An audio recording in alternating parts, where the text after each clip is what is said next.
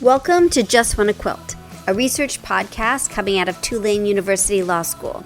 My name is Elizabeth Townsend-Gard, and I'm your host. So what is JustWannaQuilt? I don't know. We talk about all kinds of things. Quilting, of course, and a little bit of copyright, and I don't know, pretty much anything that comes up that we want to talk about. It's informal, it's fun. This is our 4th season, and it's all about sort of learning and exploring. Today, our guest is Anna Maria Horner. She is a designer and a quilter. She's got a shop in Nashville. She is with Free Spirit, and her work is just beyond stunning. She's been a guest before, and we catch up with her to see how she's doing.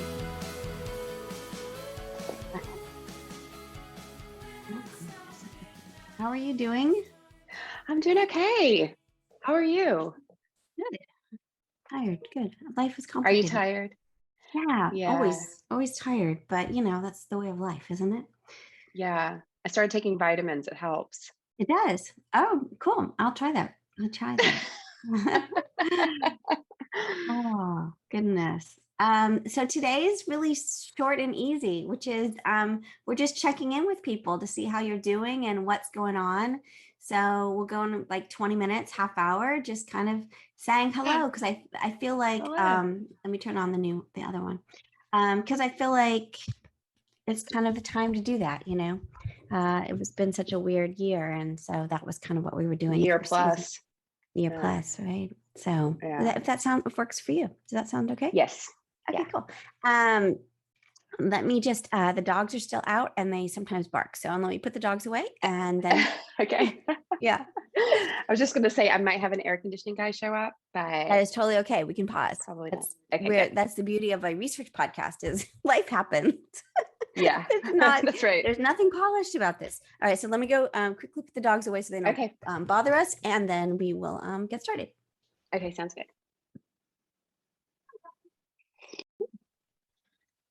All right. All right. So for preservation purposes, I know the answer. Tell me your name and where you're calling from. I'm Anna Maria Horner, and I'm calling from Franklin, Tennessee. Used to be Nashville. I know. You moved, right? You moved. Did you move? Yeah. That's a lot. So it was. For those that are listening, we've had a big interview with you about a year or two ago.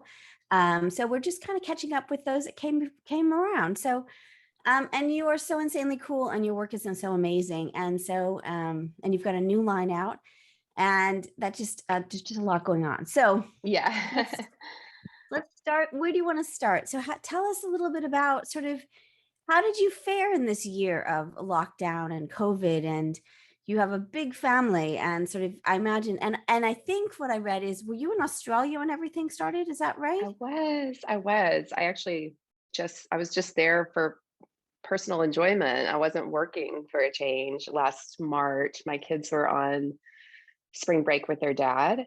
And I realized I had never in my life booked a trip for just myself ever that didn't involve work.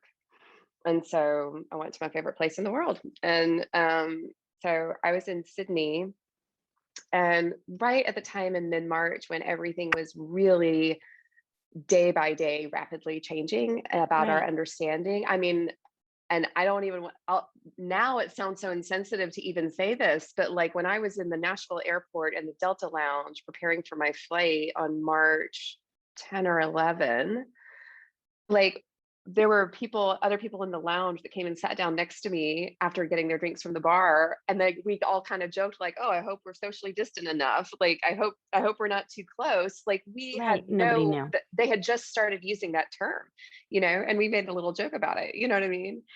But to the point where like even in the 24 hours basically that I was in the air from, Nashville to LA to Sydney, is another 16 or so hours. Like it's about including layovers, it is 24 hours really. And from the time, like it changed so much in that exact amount of time that even like the first text that I got when I landed in Sydney, when my data came back on, Telstra, OptusNet, or whatever it is in Australia, my friend Kathy Dowdy had a text there that said, "Are you still coming?" And of course I'm like, "Yes, I'm here."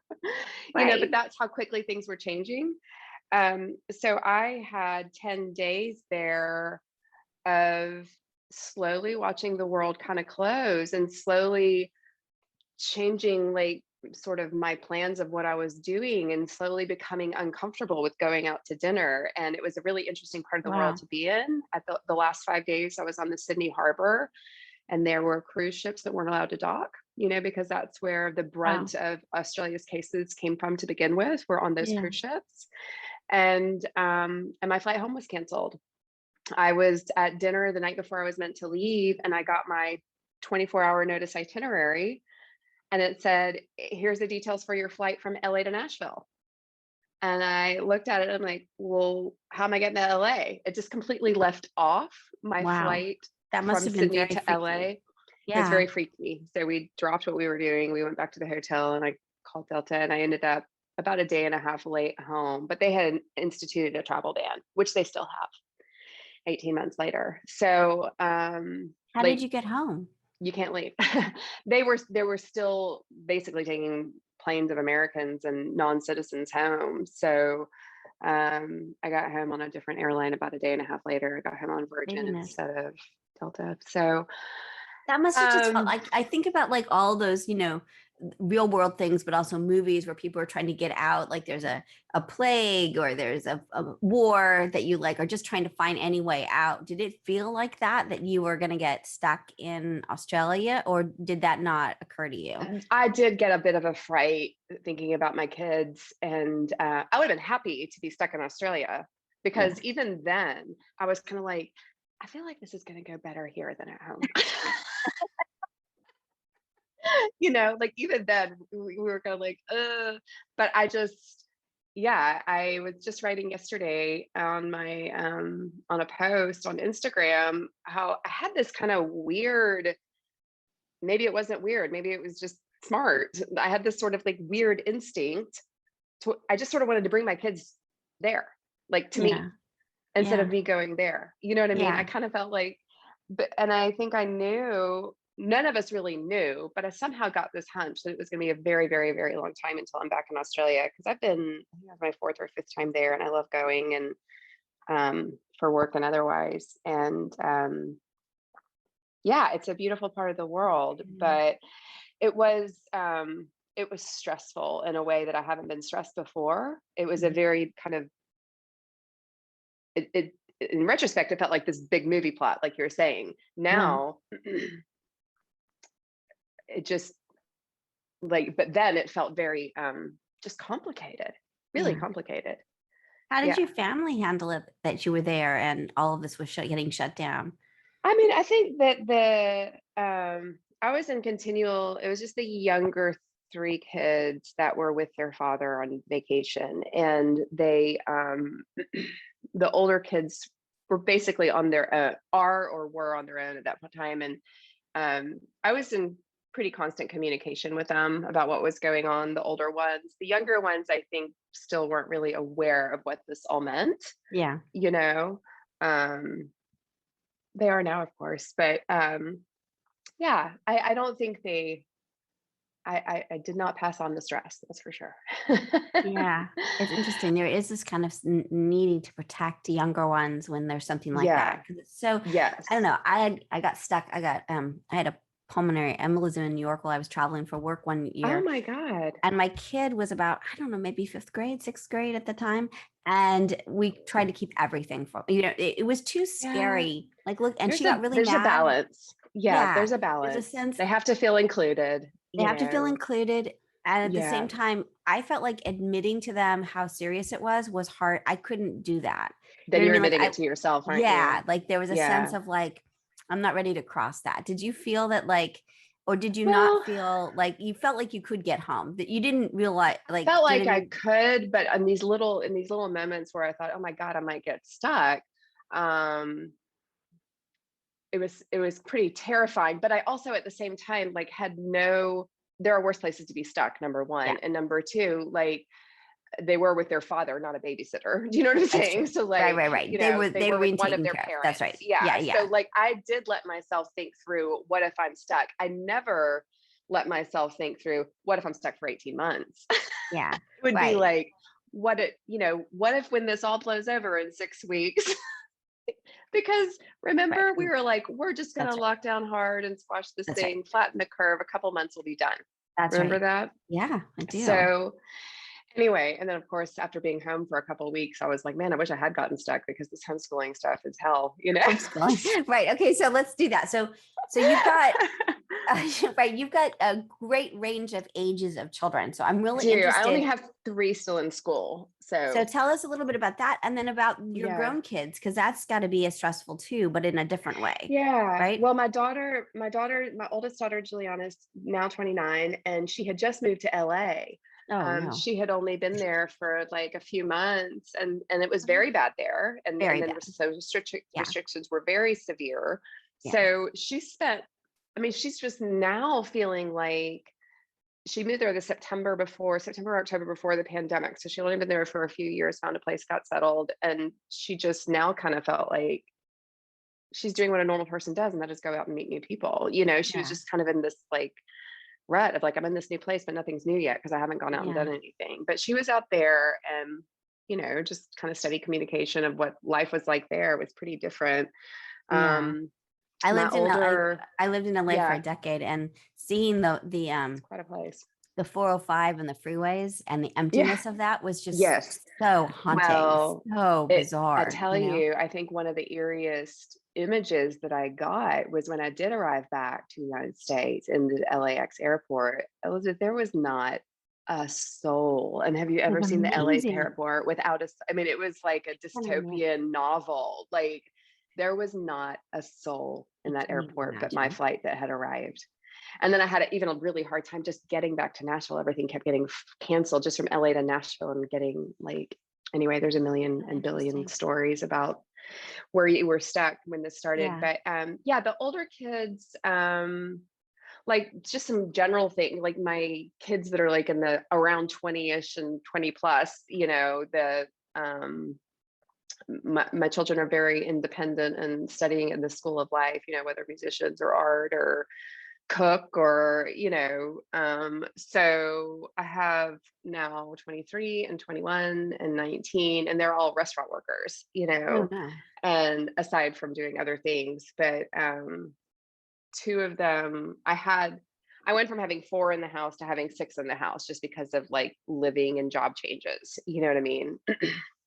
And right as I was thinking, I mean, I kind of early on, I had to deal with the younger kids in school, a junior, a sixth grader, and a third grader or a second grader. I had to deal with the younger kids in school doing online learning.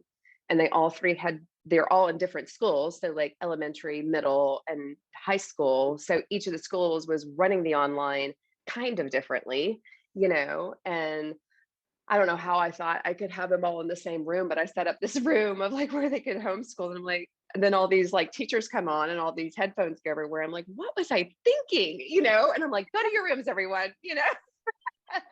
And then, I mean, I should have had roller skates like those first few weeks, just going between to make sure, like, Mom, my thing is stuck. It won't take my password. Just like, I was in tears a lot, just trying to manage on top of just having them home in my workspace now. And Right. my work really ramped up because everyone was suddenly, all our customers in the craft world who don't normally have Right. enough time for their craft suddenly had Right. a lot of time. Right. And Right. so we did not slow down. You can ask most every person and friend and colleague that I have in this industry was just swamped with people that have never ordered from them before, who are now usually they're walk-in customers, but started ordering online. And then like online orders were ramping up because people were getting unemployment. They were home. They had things they had been meaning to do forever, but never had. And they took, And or like, all the jokes of people that were like, oh, I think I'm going to be a playwright now. I'm going to write a script, right? right. Like this is sort of like what it was like And did you have for a people who, bump? oh, I'm sorry. sorry, I lost my ear. For people that people that wanted to start crafting, this is sort of what it was like. They were like, I'm going to finally learn to quilt. And did you all have a increase in masks, people buying fabric for masks? Did you see that as well? Tons. Yeah. And what's so funny is you could tell how many newcomers we had too, because we got so many phone calls that were like, do you have mask fabric? And we're like, it's just fabric. Yes, we do. But remember, very early on, they were like, this kind isn't safe. This kind isn't safe. And they were finally like, basically cover your face with anything. It's cool. Right. And they quilt and quilters cotton, right? It's the good stuff. Like we had all the good stuff. Yeah. So we had a lot of that. We donated a lot of that. We, there was a whole lot of that. But yeah, so just like, there wasn't the opportunity quite for me. There was no opportunity for me to slow down like the rest of the world was, because I suddenly was homeschooling as well as doing 3 times the business online, so that's not a complaint, but I just was tired, and like just very much the kind of gerbil wheel of wondering when it was going to stop.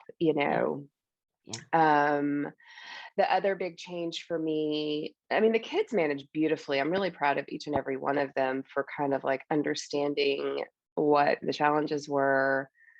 It was frustrating for them to not be able to really see their friends for months and months, and for us to do things out. But there were lots, I would say, as terms of the family life and our enjoyment, I would say that we actually, I think there were more positives than negatives there for us as a family in terms of how we spent time together, and whether it was drinking and playing Cards Against Humanity with the older kids when the little ones were in bed, or playing a lot more games, and like very similar stories around the world of people really learning to appreciate the downtime, or like the together time. None of it was really down for me, but there was together time.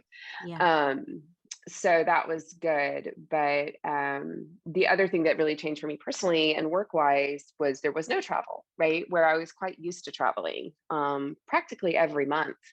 I would do something, whether it was like a weekend workshop somewhere in the States, or, a couple of weeks in England. So I had multiple cancellations, of course. And so I thought, well, I've been kind of thinking about moving house. I was divorced at the end of 2018, and I wanted to stay in the family home that we've been in for years and years, just to keep some normalcy. But I'd always had on my mind to downsize, because I was in this big house on 2 acres, and it seemed like the older ones were kind of getting on their way. And then right as I decided to downsize, 2 come back, But even so, I did think like, well, interest rates were getting really good. I was really ready to move on from that house. As much as I love it, I don't miss it. It's just a different phase of life. And I was really ready to find something for just me and the kids. And so I figured like, well, like selling and buying is kind of a full-time job that would be really hard to manage in my normal travel lifestyle. So maybe now is a good time to do that.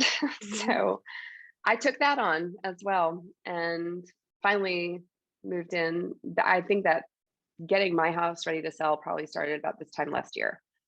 And then what was that like to be looking for a house during, like, were you able to go see houses? What was that like? At the beginning, it was a little dicey. There were lots that you could go see houses wearing a mask, and that was really up to the homeowner, like what they allowed. Some homes were only showing virtually, which, as you know, like these days, you can see so much online. You basically only go view the ones you're really interested in, at least, So I probably did not step foot into nearly as many houses as I might have like 10 years ago if I were home shopping, because they have so much available, like whether it's the 360 views or the videos or like whatever. So it was sort of like a mixed bag as far as whether you could see in person at the beginning side of it, when I wasn't looking too seriously yet, when I just started dipping my toes in. But by the time I was trying to make offers on things because the market just ramped up and got really nuts. There were like 4 or 5 times the number of people looking as there were houses on the market in Nashville. And I think it's still like either third or fourth in the country for fastest selling homes right now in this area. Yeah. So it was challenging. I had contracts on things that I lost and but landed where I was meant to be. So I'm really happy about that. But yeah, it was all the same stress of buying and selling a house that you can imagine. I don't think by the time it actually started happening at the end of the year, I mean, there were a couple things like I had to cancel some like inspections on my house because one of my kids was exposed and so needed a test. So I didn't want to let anyone in the house, so we had a couple slow ups because of that.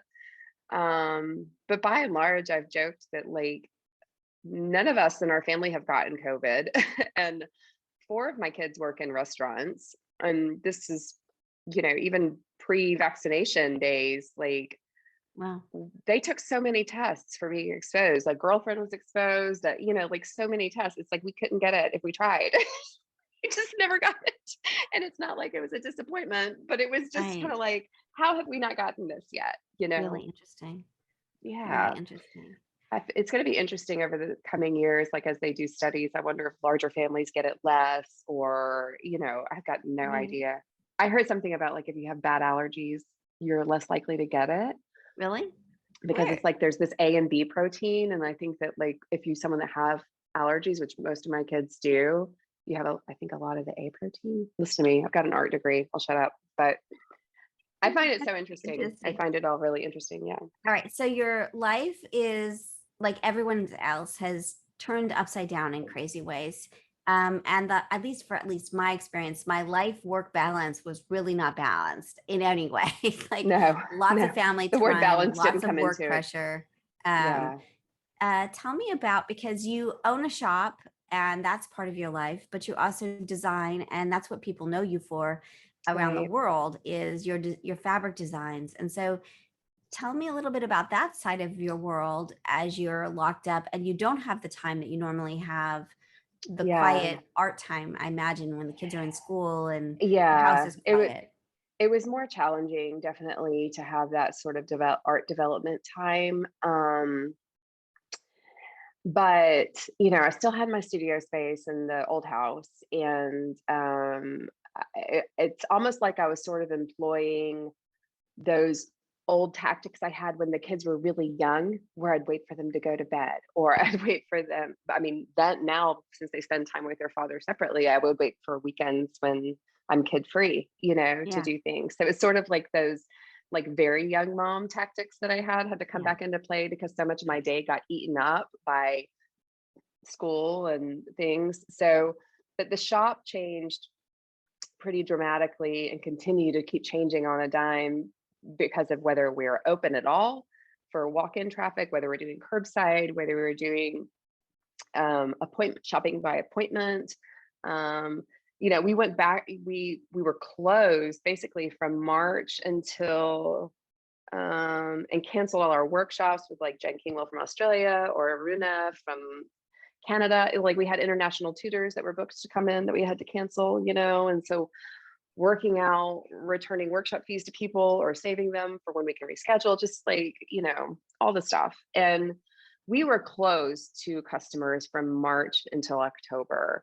And then we decided to open up for appointment shopping only, not appointment shopping. We just had a limited number at first. And then we did that for like a month. And then cases in Tennessee were really starting to go the wrong way again towards Christmas and winter. And so I basically said, like, we're closing down again till spring and we'll shop one at a time, appointment shopping, so people would book their time to come in and shop. And then we just got opened up at the beginning of June, normal shopping, no booking time. And we just kind of went with the CDC advice. I was waiting for Tennessee, or at least Davidson County where I live, for the vaccinations to be up above 50%, where we said, okay, if you're fully vaccinated, you don't have to wear a mask, or it's up to you if you do. You know what I mean? So we're just, it's like, it feels really awkward to be all that to say there was a lot of this like shop management. It was felt really awkward to be putting those types of rules in place because I'm just a lady. Right. And Right. I'm not a medical expert. And Right. like but I guess that I kind of got to this place where I was like, well, various levels of protection are out there for people if they want to take them, whether it's the Right. masks or the vaccines or just staying home, Right. And so like I'm basically saying like all these things have been available to everyone for a while now. Yeah. How much they take part in them is really up to them. Right. It gets to a point where, right. That It makes gets to a sense. So point how did where your, like early yeah. on when there were no vaccines, I did feel like I had an obligation to kind of protect my customers and try Yeah. to not let anything transmit in my shop. Right. Not that I can control that, you know what I Right. mean? But just Yeah. trying to put things forward where it was going to be a safe environment, But Yeah. now we're on this other side of space where I'm like, it's really a personal decision Yeah. how you protect yourself now, I think. So Yeah. I that's why we've agree. kind of loosened things up. But Interesting. Now I but talked to, yeah. oh, sorry. Go ahead. Sorry. No, I was just going to say that I'll talk so much about work instead of design process, but that basically explains how it went. Yeah. Right. Personal Um, designing is always there. It just was did you, really shoved into so corners. two questions related to that. One, did you find that you had a lot of orders for mask fabric, and were you like trying to do curbside or do online? Like, how were you helping the community through that part? And then that's the first question. Let me ask that part. Did you see a Yeah. shift in how you operated as an Yes, essential everything. business? Kind Yes, of. our local customers were picking things up curbside. They would just, we had a little table outside the door, and they'd call when they're coming, and we put their bag, and they'd come out and they pick it up. So we never had to have the personal contact other than touching their bag to put it out there for them. And there were multiple. In fact, a few of our employees were involved in making a ton of masks. So we donated a fair amount of fabric, and elastic was the thing that was hard to come by. At the beginning, there was a shortage of it. And of course, they used our space to cut and sew a bunch of them. And then, yeah, there were a few customers too that were involved that we helped connect with bolts of things for, like, whether it was Vanderbilt Children's Hospital or, um, but yeah, like, I mean, we all sort of like in terms of that essential work, in the United States, it was very much left to interpretation, what essential work was. But we all sort of had this, pre-vaccination and like when we were really just being as careful as we could, we all sort of had this pact where fewer of us were in the shop. Definitely there was some staff that we had really solely for walk-in customers that we didn't keep for online order fulfillment, because I couldn't keep like 8 or 9 staff when we were Right. like when everything Yeah. was just online, Right. and so but I was able to do, like, I was able to apply for and get some business stimulus, which was extremely helpful. I'm very grateful for that. And part of me like has this guilt of like, oh, I don't need that. People probably need that more. And I'm like, well, I am running a business and I do need to keep people employed, as many people employed as I can, Yeah. and Yeah. yeah, it's just kind of interesting. But the feeling of that, but I have a hard time Yeah. asking for help in general. So I'm not one of those people that like, not that I'm going to send my Yeah. stimulus checks back, but you know what I mean? It was just like, that was unique, but it certainly helped keep things going because there was a massive slump at the beginning. Like that busyness that happened, it took about a month for that to start happening, and a month of no sales Right. It's when you still shocking. have And I mean, right. like, it's amazing how, and I think we all saw this as business owners around the world. I don't think any of us that like kind of hum along, like certainly you have your eye on things and you're like, oh, it's a little slow this month and things like that. But I don't think until things just stop dead in their tracks, I don't think any of us realize, like, nobody has cash, like nobody has massive amounts of reserves Right. and that ready to be invested in their business at any time. Like it does not take long at all before you can completely be out of business in terms Yeah. of like cash reserves. You know what I'm saying? For most Yeah. people in small business, like Yeah. I was it takes talking no to time at all. yesterday. I was talking to the owners of Gotham Quilts, and they were saying the same thing. Being Yeah. in New York and having everything shut down completely. And they say hello, by the way. Yeah. Hi guys. I love And them. they they just said, without the PPE money and other Mhm. sort of support, and that they had to lay off they didn't have to. They immediately laid off the employees so they can get unemployment. Like it was just this whole like the business structure and whether they were going to survive or not was really up There in were a lot of, question. And yeah, there were a like lot of it's decisions to Gotham make. Quilts, right? Like these are these are major places in our quilting community, and sort of how vulnerable everything was is kind of remarkable. Well, and I Nobody think that's was, across the board and in all yeah, kinds of industries and every restaurants and industry. everything. That's right. Like a month off from Yeah, making money, you yeah. could be completely done, you know? Like I think that small business works on a much more fragile network than anybody really acknowledges on a daily basis, you Yeah. know? And I think it sort of showed us that. But yeah, there were lots of quick decisions to make. I did have some staff that only worked a day or two a week, or even a day or two a month. You know, we have a type of business where people are like, I want to work in a quilt shop for a couple of months or a couple of days a month. You know what I mean? Like Yeah. the moms or whatever, where it did make a lot more sense for them to not work, Yeah. for us. And um, yeah, we had a couple file unemployment, and then, others that like basically like kind of put it out. Here's how I see it. This of like, is it better for Yeah. you to work for us doing this? Maybe I can find other things for you to do, or, just, So hard. but with the main goal staying in business, because the thing is you have to remind yourself, and that's the hard part. You have to remind yourself, like, I want to keep everyone where they are on an individual basis because they're all meaningful to me. But at the end of the day, I'm here for the business and I have to keep that going if Yeah. I'm going to keep it going. You know what I Right. It mean? doesn't So, help anyone for you to go out of business. So, no, right. no, you can't go out of business saving somebody's job, in other Yeah. words, you know what I Yeah. mean? Because then everybody loses it. So, yeah, so there were lots of quick decisions to make, and we really just tried to be flexible and reasonable through the whole thing, and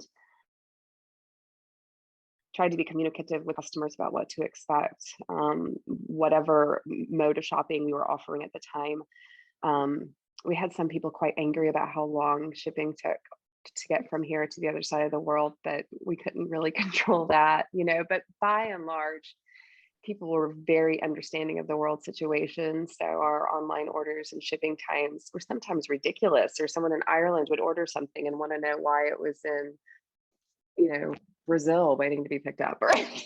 Like, that's not even a big exaggeration. I don't remember the two countries, but I remember like one country had ordered something and it was completely in a different place, showing that it was So weird. waiting to, yeah, just some crazy stuff. But um, our amount of customer service time Yeah. of just answering why something was taking so long. I mean, Holly, who does our online ordering, and she's so wonderful and so patient and so communicative, she probably spent 50% of her email time telling people that there is a pandemic. I mean, I think that part of it was the sort of panic of like, I mean, I think it's just like where anxiety gets put, I think, you know what I mean? Like, Agree. Oh, and 100%. And we all talked about that. And so and we always, even when people, on the rare occasion where someone doesn't seem like they've taken a lot of time to try to be thoughtful in terms of how they ask a question, yeah, it can be quite right, harsh.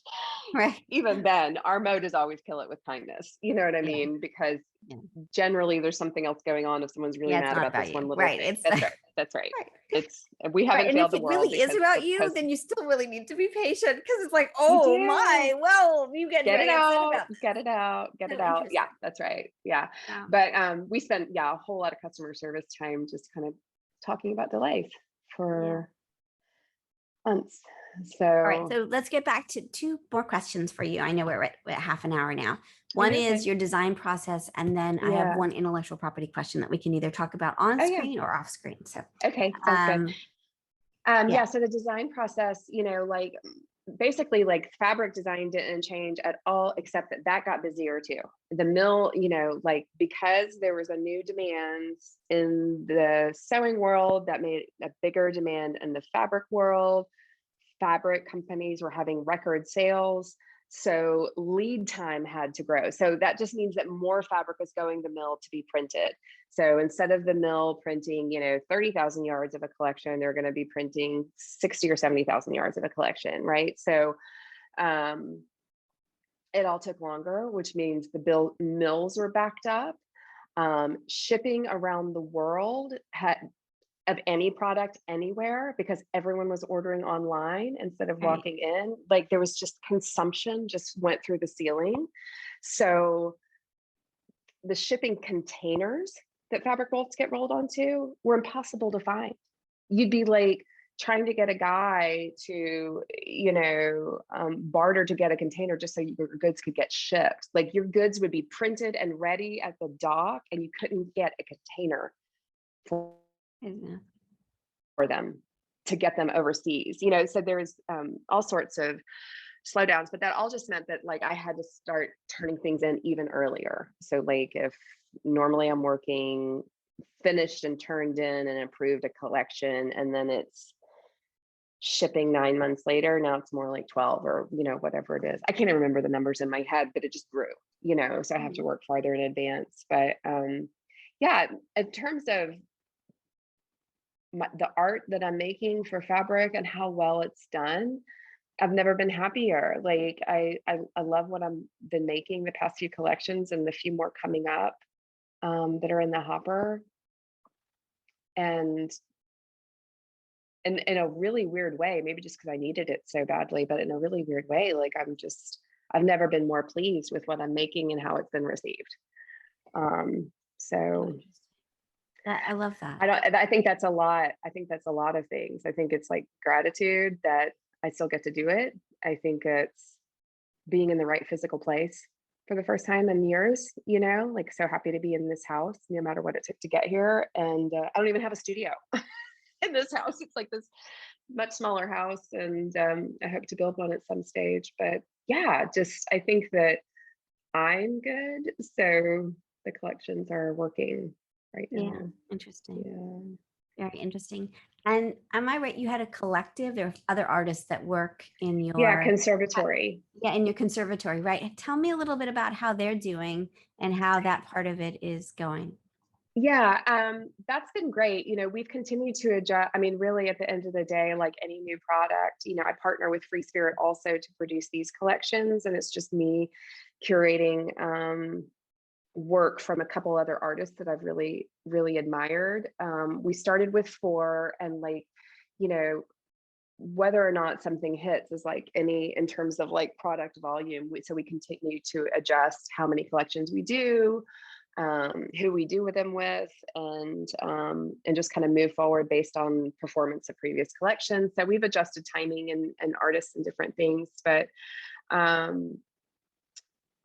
we're just about to add another artist to the collective, and very excited about that. And that's all going well. It's pretty much the same format that we've had for a while, but I also I'm expanding the brand Conservatory Craft a little bit to include needlepoint kits, which has been a dream of mine. So I started that last year, and I've just partnered with some of those. So I did my own designs first for needlepoint kits, and I launched them right when everyone needed some occupation. So great, right? Yeah, I was like, I couldn't have known that I would be, doing this slow meditative craft availability right at the beginning of a pandemic, but that's how it went. And so that's gone really well. And we've just put out this year some new designs with Natalie Latte and Monica Forsberg, who are also conservatory designers. So that's been great. It's just moving along, and really fun project. But yeah. Now, the other thing that you do, which I've gotten into a little bit, I'm not good at it. I'm just going to say, it was funny. I'm so not good at it. Is clothing patterns that you've got a line of those as well. Did you find that people are also interested? It seems like you got a lot of new people sewing, and then also a lot of people have a lot of fabric. And this seems like all of do you see more people making clothing at this point, or are they not? I feel like it depends on, I think that as an offshoot of the quilting community, I really saw that pick up. Like people who have always only been quilters started getting interested in garment a handful of years ago. I actually started the other way, because my first work was a clothing brand that I did, a small batch clothing line that I did when I got out of college. And so my very first patterns in the industry, like in 2009, I think I launched clothing patterns, a handful of clothing patterns first. So I did that before I launched quilt patterns, So I, once I got more involved with quilt patterns, there were clothing patterns that, I was just, I love making clothes for myself, and I have enjoyed doing some clothing patterns. I find that craft and that deserves so much more in terms of support and realm of product range that I don't feel like I have the attention for as a designer anymore. So it's sort of like saying, I'm kind of getting to where I did start this other small kind of collection called Simple Start, which are just that, they're beginner patterns and they're skill building from one to the next. That's great because it's an easier approach. I think it's very well suited for quilters that branch out and become fabric or garment makers, so it's easier for me to produce. It's a better addition to a quilt shop.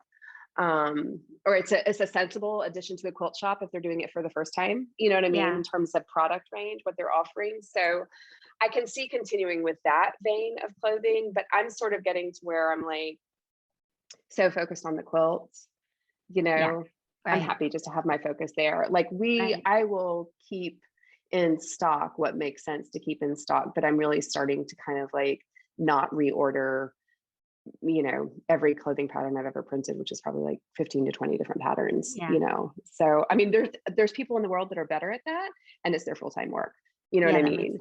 And I love seeing how much more inclusive patterns are becoming, like with more sizing and all that sort of thing. And again, it's one of those features of a pattern that it requires so much more support to do it well, I think now than I feel like I have the attention or time for. So all right. Also, did your kids get into any crafts? Or my kid who was we applying must to have bought colleges, 80 different kits like for various right? that, Like them that got started. So mine is now way into cross stitch and crocheting. She's a total Gen Z kid. Did you find that they were doing new things or like Eleni was Eleni, my 17-year-old, she picked up and just she didn't ask me advice on anything, and I've never taught her and I've never seen her learn, but she just crocheted a top and was crocheting, just picked it up and started doing it. And like Bella started painting more. She's 19. Bella probably started painting more. Eleni was crocheting more. We'd pop over to Craft South and pick up some kits for the kids to work on, and typical, especially with the smaller ones, we'd start and then just start. To get them early starting on, start. UFOs. It doesn't matter who I am or what I do. My kids are like everyone's kids. They just start. I totally get that. I'm still a kid that way.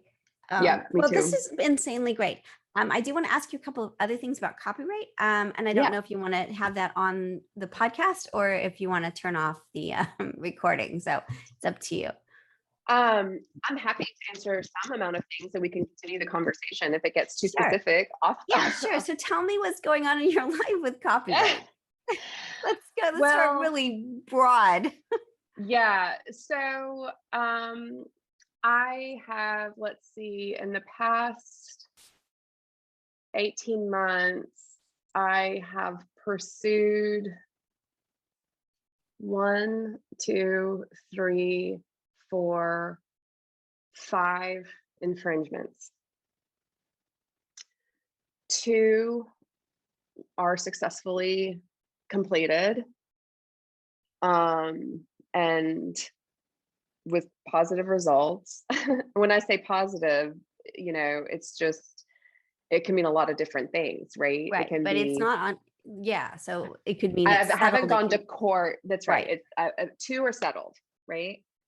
2 are settled, and I got paid. I also paid my lawyer, right? But they're settled. There are 1, 2. I guess there's just there are 3 more out right now. And Elizabeth, it's just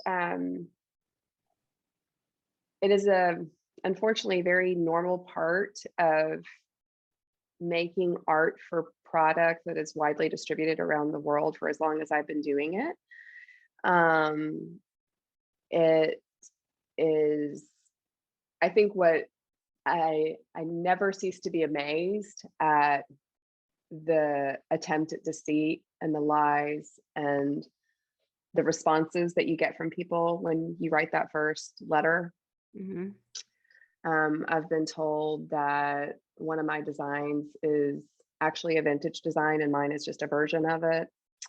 I've been told that. Right. And we can, from my side of it, they're just trying to, if you have a common public domain object, then they're not infringing. So they're trying to figure out ways around their bad behavior. That's right. That's right. They're trying to figure out how I can say this was mine to use. They're trying to figure out ways to say this was available to me to use because it was vintage. That's the oldest excuse in the book. Like, oh, I got this vintage piece of fabric. Right. But here's the most important thing about the law. Okay. Which I feel like I should have a paralegal degree at least by now. The most important thing about the law with copyright is intent doesn't matter. Even if it were true that someone said, I bought this vintage piece of fabric, I assumed it was vintage anyway, or I was told it was vintage. So I decided to copy it and it's now, and turn it into a company, and it's now on pajamas at a very infamous retailer that I frequent a lot. Even if that's true, all that's happened is that person has just told us that they did have access to it. So that's point number one that you have to prove. They had access to your work, right?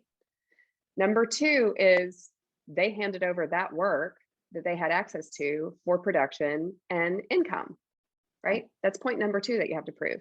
We've already proven both of those points. Intent doesn't matter. Even if she did believe it was, he or she believe it was vintage. Yeah. And they thought they were allowed to use it, it doesn't matter. Infringement is still infringement. So you can have the best of intentions and assumptions, and you could even do your due diligence and think you've come across something that doesn't have any kind of ownership at all. But that would be like, if it went to court, that would be considered by the judge if you can prove your intentions really were innocent and then you made an attempt to discern whether or not you're allowed to use it. In terms of the amount of damages you're going to have to pay, doesn't mean you'll win the suit. Like if you've shown that you had access to the design, if you've put your name on the design and made money from it, you've infringed, plain and simple. Yep.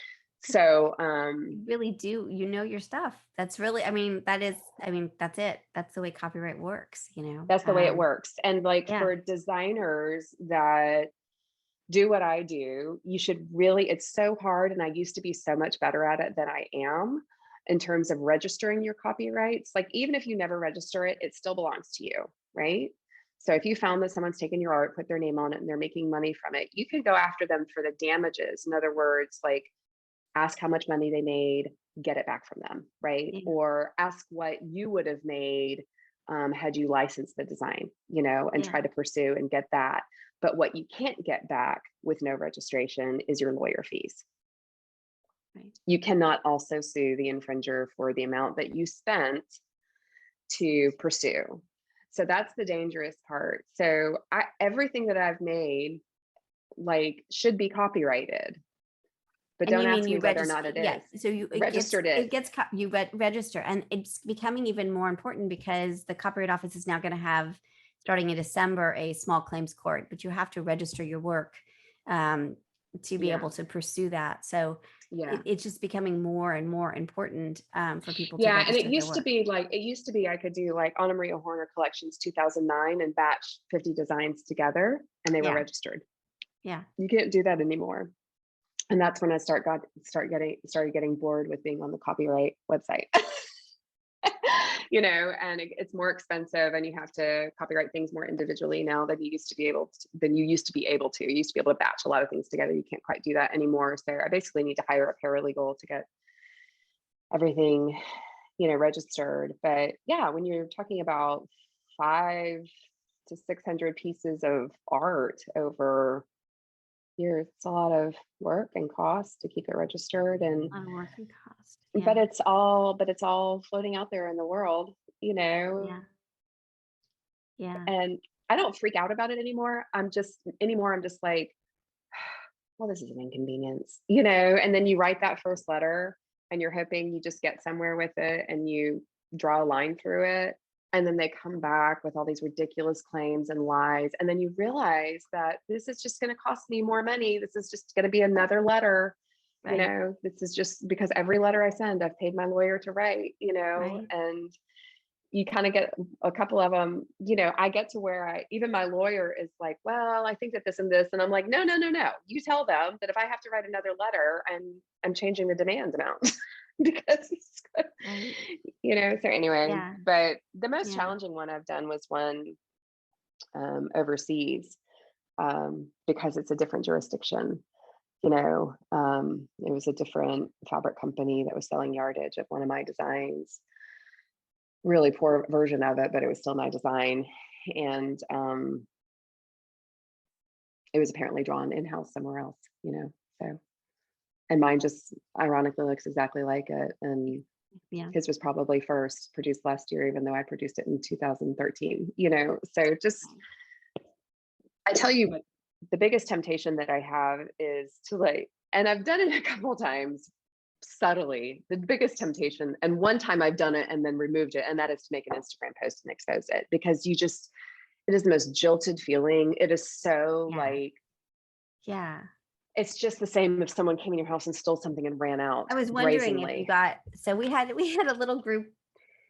So I was joking. This is no, don't ever joke. So I was joking. We need to pursue some sort of litigation, experience that, have the students. And then January 2nd, someone sends me an email saying they've taken, they contact me, but they've taken our logo and our name and they've put Just Wanna Quilt Show. And they're like, we didn't realize it was your stuff, but I'm sure you're fine with us using it, That's right? right. Sure. And it was Yeah. oh, of course. Yeah, of course. Oh Sure, no yeah. Of problem. course I'm shy. So, Yeah, it's no big deal. but it was interesting because I'm a professor, right? I teach all this stuff. And I was kind of amazed at how emotional I felt about someone taking our little weird logo that's not really, you know what I mean? Like the Because it's brand yours. itself. Because it's It was a yours. really interesting moment because I was like, oh yeah, now I get Yeah. it. And I'm wondering Yeah. if that feeling goes away. Or does it sort of shock you and feel weird every time? Does it, or do you It get sort of hurt. hardened? It hurts every time. It really hurts because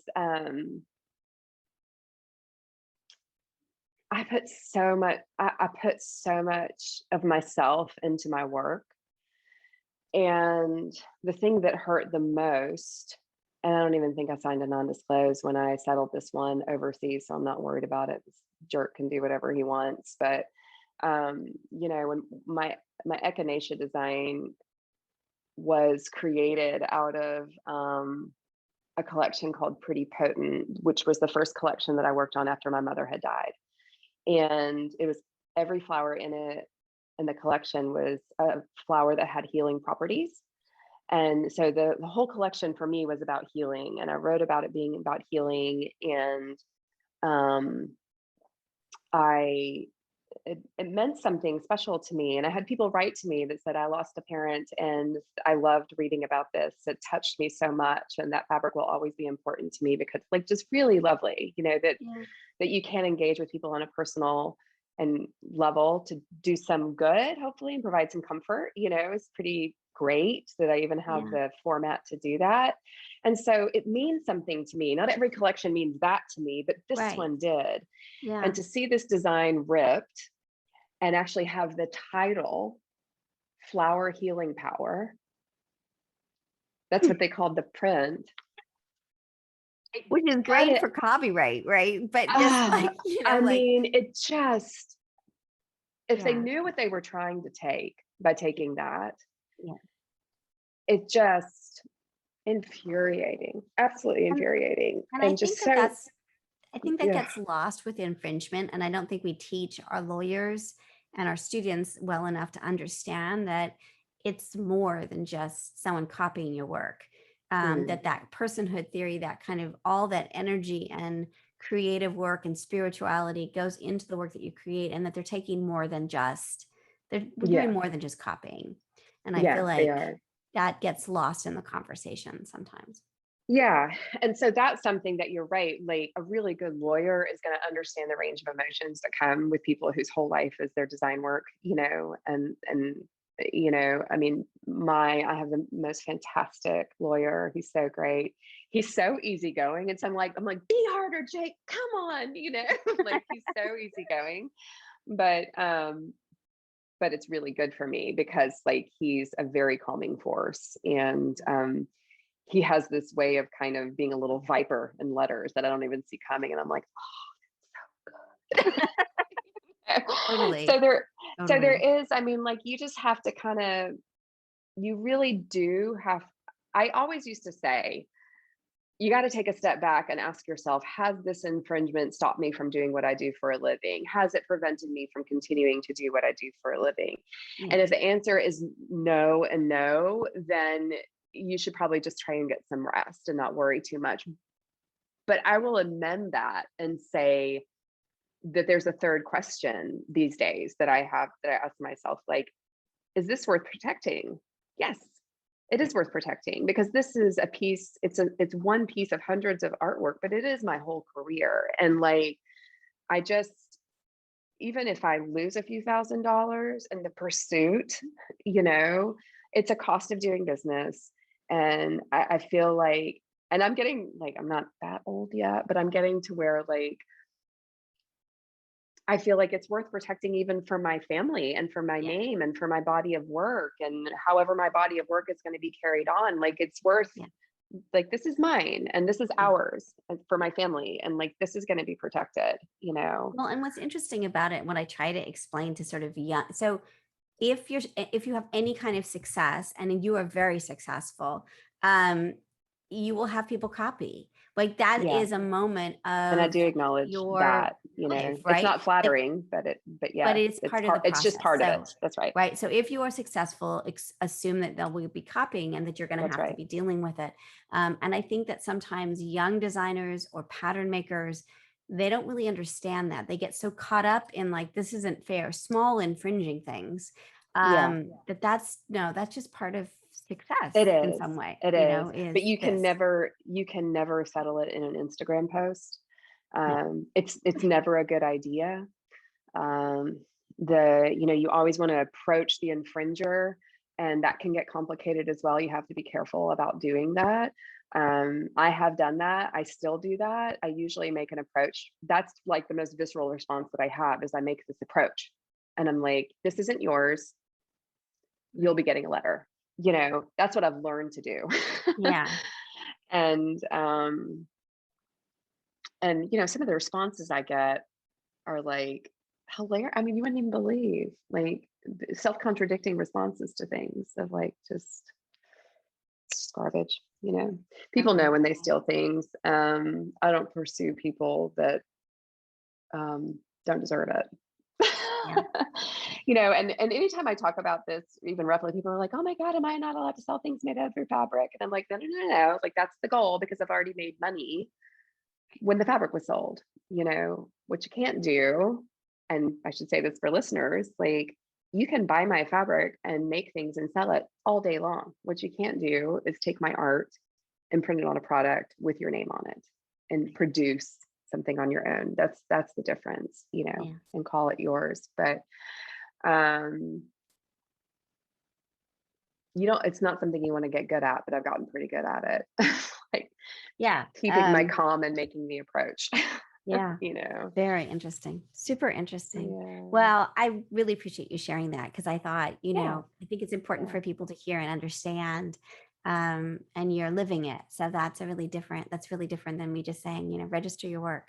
Because it's really, really important, It is important. Yeah. I need you got any assistance you can send my way to sit in front of the computer for the next 2 years and register all of this? Exactly. Well, we can talk offline. Yes. Yeah. Exactly. Right. I mean, that's one of the goals. I think, for our project, we don't really know who we are. We never know who we are. We kind of go in these weird directions. But what we really are finding, we've been writing books for the last, I guess 2 years now, that we, giving people legal information is really helpful, and teaching them how to do trademark work, and Mhm. because we're a DIY community, helping them Right. understand when they need an attorney, What but what they yeah, where also the lines do. are. Yeah. Yeah.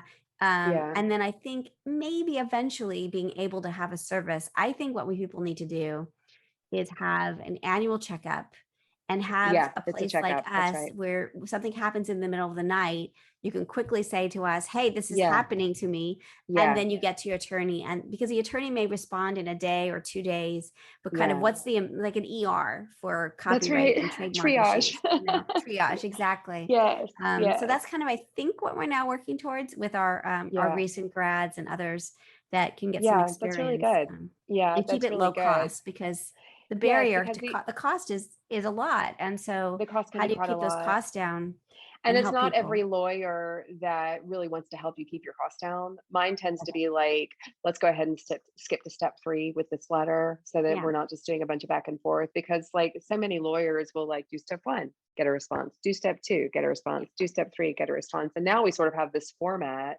Like Yeah. Jake and I almost have a form letter now Yeah. of And infringing on that's what, Maria's and designs. that was the other part of it, right? Is so these Yeah. younger, smaller professionals that aren't quite at, and they're at the level that you're at. But also we see with the attorneys that they also need assistance, because it may be like your brother's helping you, or like an attorney that is just like there's so many kinds of And attorneys, and they don't intellectual really property is understand it. massive, and surface Yeah. design is not, well, it is, Right. but it's not, you know what I mean? Like, in other words, it's not every intellectual property lawyer that is well versed on this, like, Most surface aren't. design art world. Yeah. Mine Very happens to few. have already handled many cases, both sides of these types of Interesting. cases. So And that's that's really good important. too. Yeah. Yeah, because lots of Yeah. times he's like, well, I've been on the other side of something like this, and I know that they're going to try this, and Right. so And attorneys are so important, and getting to the right attorney is so important. So yeah, we're it still is. working on that side of it. Yeah, But yeah, it's interesting to see. And needing to protect yourself is getting more and more. So, yeah. Yeah, well, it's, it's just easier to rip people off all the time. yeah, It's never been easier to yeah, infringe in our that's right. world. Yeah. So, well, thank you for Well, the chat. thank you for the chat. We had a long chat. I'm so Yeah, surprised. that's the only But kind I look at have. us. I'm So sorry. what? That's the only kind I have, I'm afraid. I'm sorry. No, it's great. It's all good. Thank you so much for your time and catching up. And I'm just a huge fan, and I just love Thanks, the work you do, Elizabeth. and the thoughtfulness with which you live your life. And it's just Thanks, nice. girl. It's nice to catch up with people that we've chatted with before. So I really do Yeah, appreciate same. your You time. too. Okay. And I'll just look forward to sharing it with everybody. Yeah. Awesome. Fabulous. And you're Okay. okay for me to post? Do you need to review it? This is my legal hat. Do you need to Meh. review it before? No, Meh. No, it's fine. I didn't see Post anything away. either. Okay. All right, fabulous. All right, I will send you a link, and I'll keep you posted when we're posting it. And thank you again. Okay. And I'm so glad we caught You bet, up. Elizabeth. All Take right, care. take care. Stay Bye. well. Bye-bye.